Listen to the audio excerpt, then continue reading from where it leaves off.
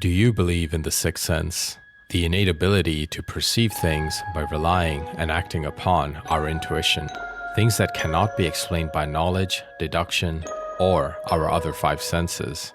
Well, in this case, an investigative journalist helped solve a crime thanks to a vision that appeared in her dream, a mystery that had eluded everyone else, including the police, and this happened recently in 2024. Welcome to Crime's Anatomy. I'm your host, Victor. I research and bring you true crime cases from around the world. Stick with me till the end as I dissect this case for you. And if you appreciate my work, drop a like at any point throughout the video and consider subscribing to receive notifications of upcoming cases. Let's go. On March 3rd, 2024, in Nakhon Si Thammarat, Thailand, Thuzar Ong, a 32-year-old Burmese immigrant, also known as Sa, finished her shift at a coffee shop within a local department store in the Muang district. But after this, she simply vanished. Sa was well known to her colleagues and friends and had a growing following on TikTok. She regularly shared glimpses of her life, from riding her pink motorcycle to selling skincare products online, and occasionally working at a food stall at the local night market. Sa never returned home, nor did she show up to work the next day. Her co-workers and boss grew concerned throughout the day as they were unable to reach her, and it was very out of character for her. Her last post on TikTok showed her riding her pink motorcycle, but for someone who uploaded frequently, they grew concerned when she hadn't messaged or posted on the platform. Understandably, they reported her disappearance to the police. Adding to the mystery, Sa's pink motorcycle was discovered parked outside a relative's home. Yet, no one had seen her since March 3rd. Understanding the critical importance of the first 48 hours in locating a missing person, Sa's family and friends reached out to the media and investigative journalist Ayu, enlisting her aid alongside the police. Ayu accepted and immediately commenced her investigation. She started by reviewing surveillance from the area the night Sa disappeared.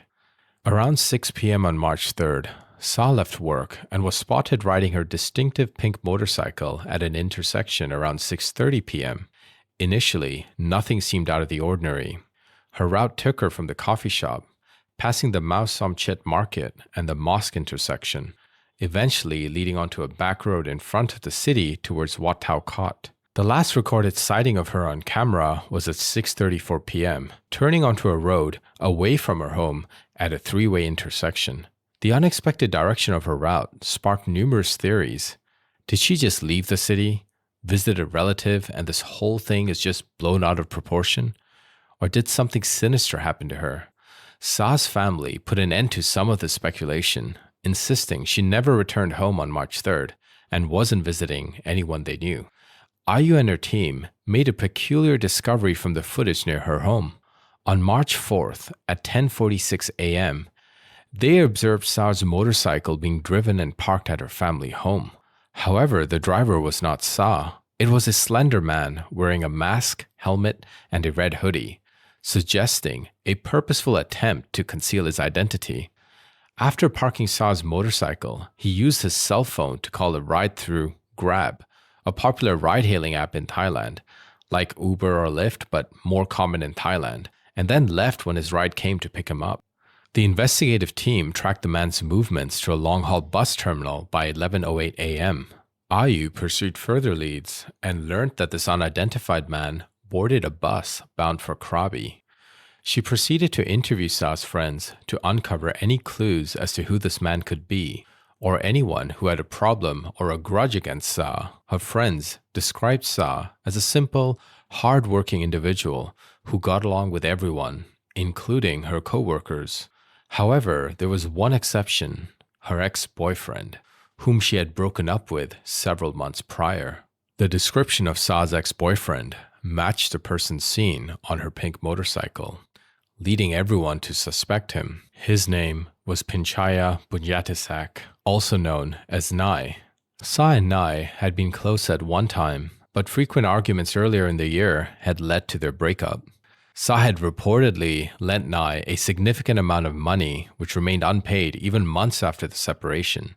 By March 10th, Ayu had a strong hunch that the direction Sa was heading on the CCTV footage from March 3rd was towards Nai's home, where he resided with his mother.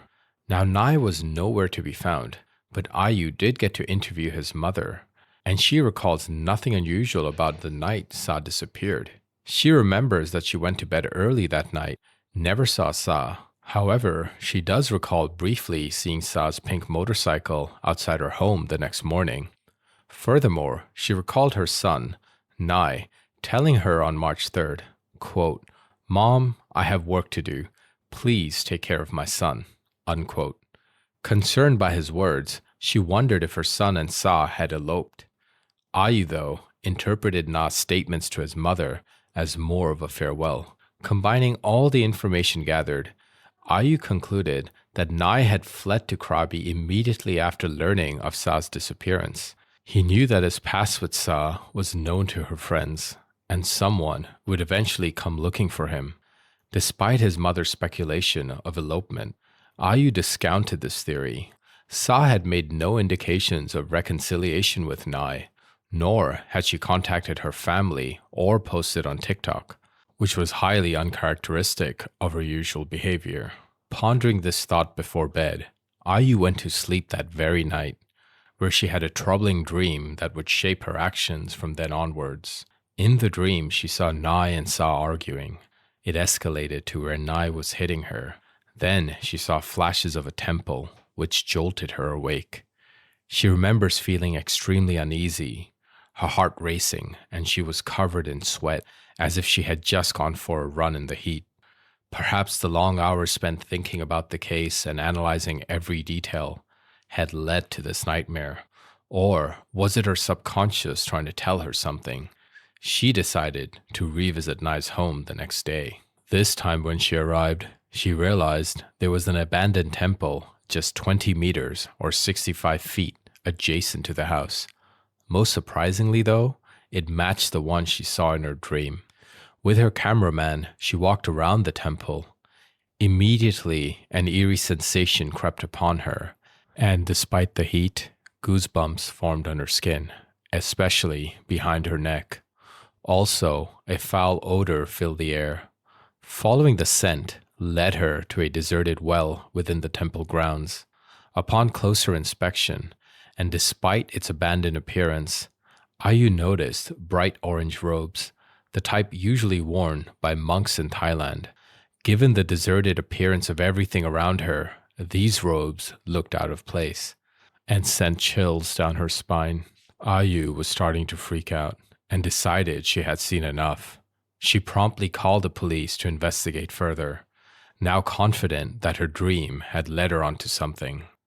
When the police arrived, they noticed bloodstains on the well's opening, confirming Ayu's suspicions.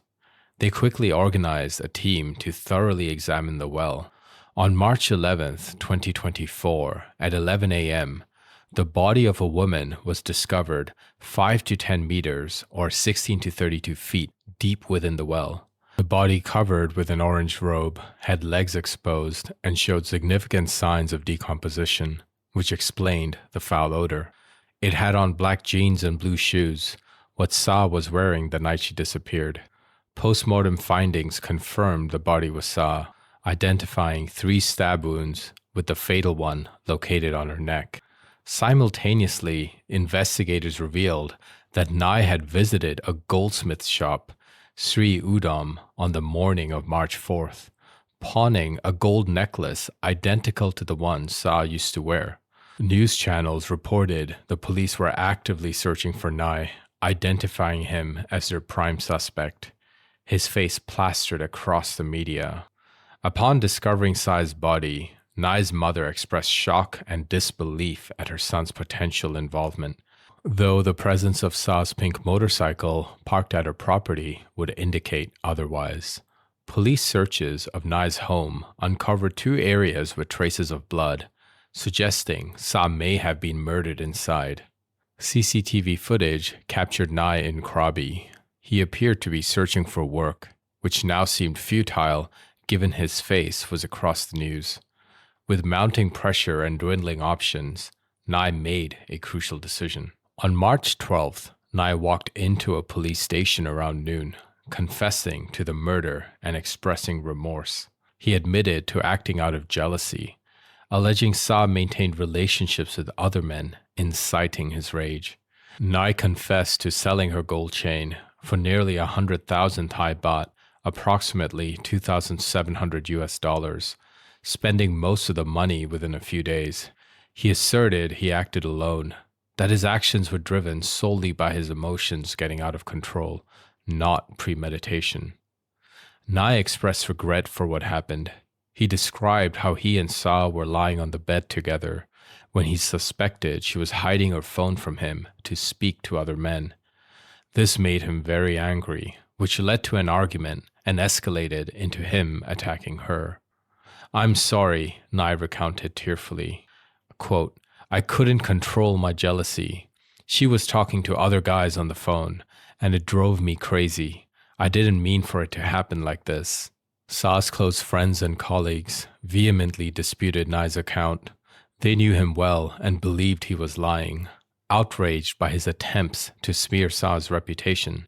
Instead, they attested that Sa had been exceptionally supportive of Nye and his mother during their relationship, assisting them financially and even helping them secure jobs. They emphasized that Nye owed Sa money, which he conveniently omitted, choosing instead to tarnish her character, portraying her as a woman seeing multiple men at the same time. Given the average salary in Thailand, they found it implausible that Nye had spent all the money from selling the gold chain within a few days. They clarified that Sa broke up with Nye because of his financial irresponsibility and his debt to her, realizing she couldn't envision a stable future with him. They suspected Sa was lured to Nye's home under false pretenses, possibly to discuss repayment of the debt or other important matters. They believe an argument ensued on March 3rd, which escalated or was a deliberate trap resulting in Sa's tragic death. They also pointed out the physical disparity between Sa, who was tall and strong, and Nye, whom they described as skinny and physically weaker. They insisted Nye must have had accomplices in the crime and urged the police to conduct an unbiased investigation, emphasizing concerns that migrant workers in Thailand often do not receive fair treatment compared to locals or wealthy foreigners. The police pledged to conduct a thorough investigation without bias, focusing on Nye's house where the blood evidence was discovered. Initially, Nye's mother claimed she had retired early that night and was unaware of Sa's visit. However, as Nye had later admitted to a heated argument at home that escalated into a crime of passion, raising questions about how his mother could have slept through such a disturbance. When the media spoke to Nye's mother, her story changed from what she provided earlier.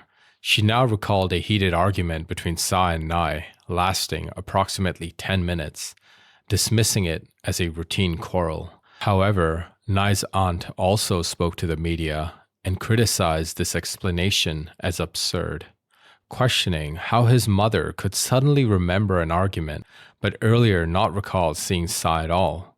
She argued that the commotion involved in the crime, including moving Sa's body, would have been difficult to ignore, let alone sleep through. IU's team shared these doubts and continued their investigation. They noted the layout of Nye's house and the likely paths Nye could have taken to transport Sa's body to the abandoned temple well. The first and longer route involved passing through the living room and exiting the main door, necessitating passage by the marketplace. The second, more direct route involved passing through Nye's mother's room window, leading directly to the temple well.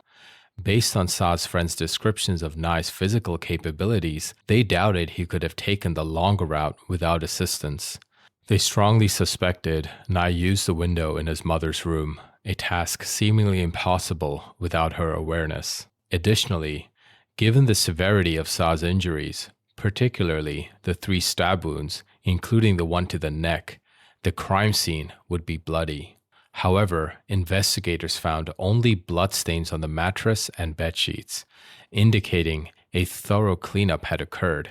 It's unclear if police returned with forensic investigators to do a thorough scan of the crime scene, as most of the investigation at this point was done by Ayu and her team. Once again, Nai's mother's claims of obliviousness raised significant doubts amongst investigators. Despite mounting evidence pointing towards the truth being unveiled just beneath the surface, the police have yet to uncover additional breakthroughs. Nai's mother, who may be complicit or at least covering for her son, has not faced charges. Meanwhile, Nai awaits trial following his confession and the facts unearthed so far. Under Thailand's criminal code, anyone found guilty of murder faces severe penalties, including death or imprisonment for a minimum of 15 to 20 years. The true tragedy extends beyond the act of murder. It is a betrayal. Sa, a diligent woman who tirelessly helped Nai and his mother, securing them jobs and lending them money, ultimately paid with her life. Even after her death, Nai appeared to unjustly tarnish her reputation when there was no evidence presented or uncovered that substantiated the claim she was seeing multiple men. And besides, they were no longer dating anyways. It's also doubtful she was on the bed with Nai, and likely she went to his home to discuss the money he owed her, or she was invited. There are several possible theories that will be explored and presented during the trial. It's astounding how Ayu's dream guided her to the well, a phenomenon the rational mind struggles to comprehend. Without the relentless efforts of Ayu and her team, Sa's disappearance might have remained an unsolved mystery for much longer, perhaps forever. She could have become just another missing migrant worker in the country. Whether the police will uncover if Nai's mother had any involvement also remains to be determined. Do you think Nai's mother was aware of Sa's murder? If so, was she trying to cover for him? Or could be involved to a greater extent? Hopefully, with the help of forensic science available today, investigators will uncover the full truth and deliver justice for Sa. Thuzar Ong, may you rest in peace. If you guys have made it so far, thank you so much. Tremendously helped me out if you could like this video and hit subscribe if you haven't already. Again, feel free to engage with me in the comments. I do my best to read every single one. You can also check out a playlist of all my cases in the description. Thanks so much for your support, guys. This is Victor, signing out.